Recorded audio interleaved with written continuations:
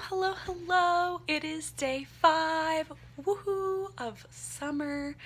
It is currently Saturday, so I did not have work today, which means that I was just kind of hanging out. I went to the gym, worked out. I've taken 3 naps today. I woke up around 7:30 and came down from my loft up there and fell asleep on my couch. A friend of mine was on duty last night and she had to leave pretty early this morning, so she had to come and give me the binder because I'm on duty tonight and tomorrow night. But she had to come and give me the binder so that she could go do whatever she needs to do. And so I had to be awake by like 9:30, I think is when she gave me the binder. But I came down here and I fell asleep on my couch for about an hour. Woke up at 8:30, ate some breakfast, and then she came, gave me the binder, and then I read a little bit, and then fell back asleep from like 10 to 11. Woke up, went to the gym, ate lunch, came back here, hung out for a little bit, took another nap, and then woke up and hung out some more.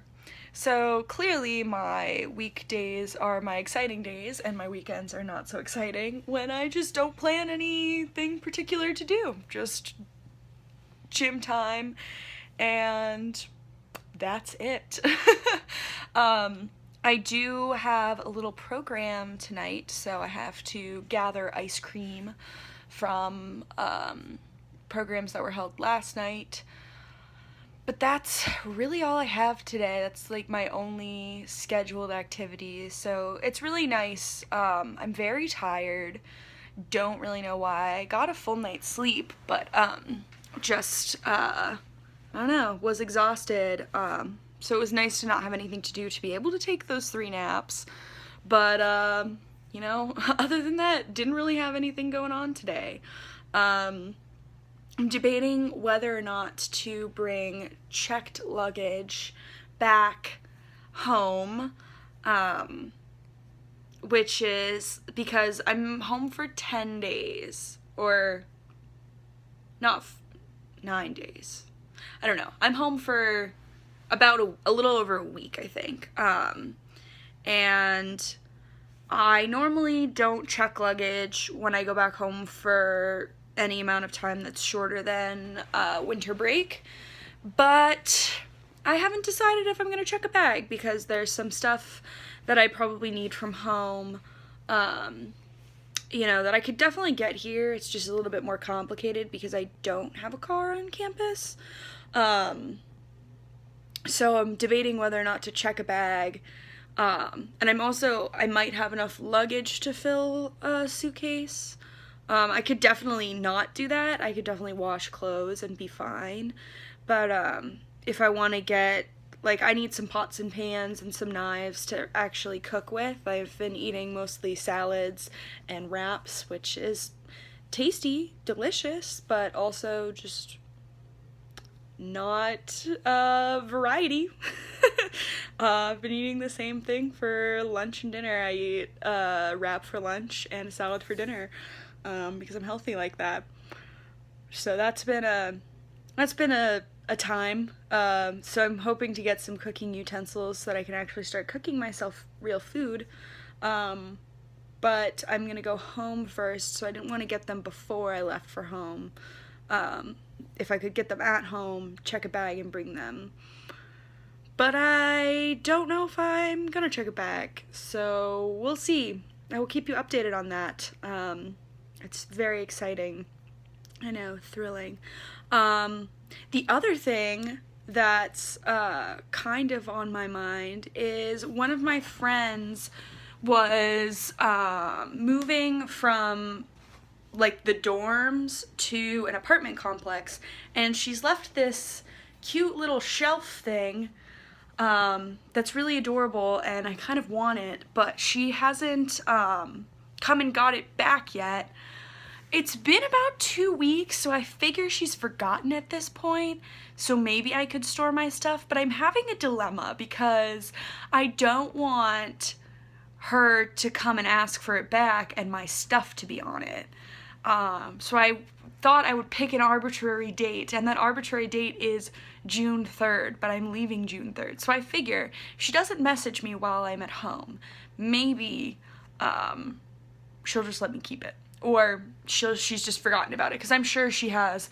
I've been in her space before. She has plenty of shelving units. I think this was just one that didn't fit in her car while she was transporting stuff. And so maybe she doesn't need it anymore. Or, you know, clearly if she's, at this point, she's definitely unpacked her stuff and not been missing it. But you never know, she could remember suddenly, and I wouldn't want her to come back and be like, oh yeah, I put some stuff on your shelf because I thought it was my shelf. And I don't want to reach out to her and remind her, because then she'll definitely take it back. And it's really cute. A moral dilemma. These are my moral dilemmas. Do I low-key take something that belongs to someone else? Not in a super intentional way, because she might not need it anymore. And I wouldn't want it to just get donated because it's a cute shelf and I could put some stuff on it, and I have some stuff that I've been thinking about putting on it that would be really cute. Yeah, and then I have my little ice cream social tonight, so I'm hoping people actually turn out. I have a lot of ice cream and popsicles for dairy-free folk, but my friend who was on duty last night had her social last night, and she said that there is a ton left, so she didn't have a super great turnout. I'm hoping that it's Saturday, people have nothing to do around 8, maybe they'll roll through and get some ice cream, but if not, they don't. And that's fine. I've grown accustomed to people just not showing up to our programs because sophomores are very, very busy, and I'm in a dorm of all sophomores, and so they just very rarely show up to things that we host, which is fine. They have their own things going on, but we like to put a lot into our programs, and I went to the store and I got ice cream and stuff, so I'm hoping that they come.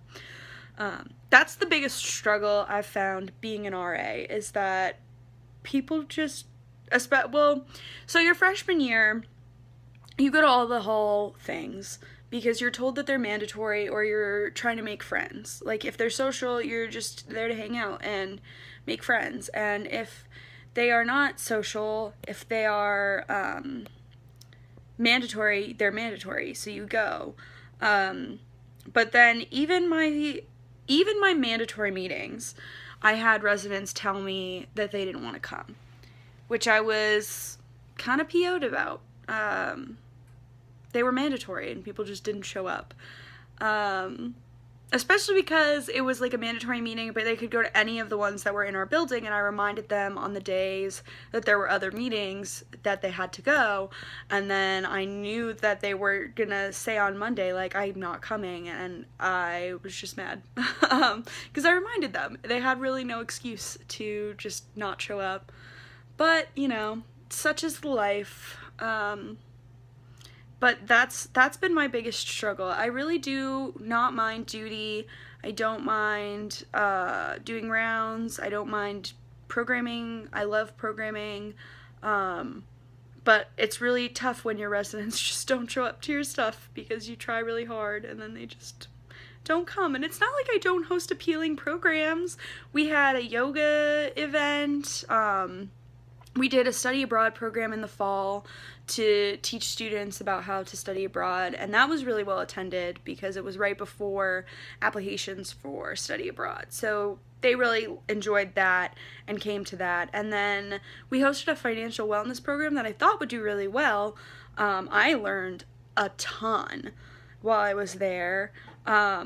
But the sophomores just didn't go for it, which I'm like, this is the time in your life when you need a bank account, man. So you should have been there. And then our yoga program was not well attended either, but I thought it would just be nice. It was like towards the end of exams and just people didn't come, which was sad. What was our other one? We had another one in the spring. The yoga we did have one that was well attended. we did a crafternoon type event with some stress balls, and we had people make cards for the people who clean up the buildings, and that was really well attended. So 2 hits and 2 misses, but that's okay. You know, we'll just do the hits again and next year and figure out something else for the misses. But yeah, it's really hard when you work really really long hours to make things for your residents and they just don't really acknowledge you. I know that I get a lot of acknowledgement from my boss and the people above me, and they're super nice and they know that we do a lot of work, but it's definitely tough when the people that you're actually working for don't acknowledge you. So if you're getting into being an RA, I would warn you about that. The hours are what they are, and you kind of know that going in, but the lack of attendance and gratitude for what you do, sometimes they notice, sometimes they listen, sometimes they don't. So that's what I would warn about. That's the struggle of being an RA. But yeah, I'm really happy. It was a really good day. Didn't really do much, so I'm sorry I didn't have much to update everybody on. But yeah, tomorrow I'm going to do my packing, and then Monday I go home, and then I will probably I'm going to keep doing the vlog even when I'm at home, because I want to actually make it a habit, and it's not a habit if you stop halfway through. So I will see y'all tomorrow, and I will give you a little bit of update into my packing. So see you guys tomorrow.